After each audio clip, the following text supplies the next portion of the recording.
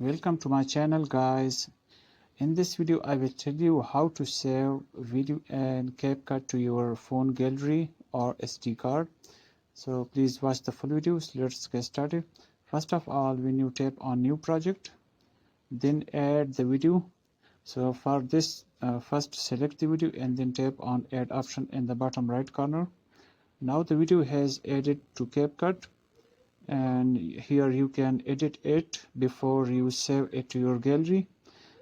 Add the text, add music, and add so many things, overlay, etc. And then here you can change the video quality. You can save it in high quality as well as in low quality. Once you do this, after that tap on this arrow icon on the top right corner. The video will be saved to your SD card or gallery. Now the video is saving, so you should have to wait for some time. So now it's done, and you can upload it to YouTube, TikTok, or anywhere, any social media. So hope this video will help you. Thanks.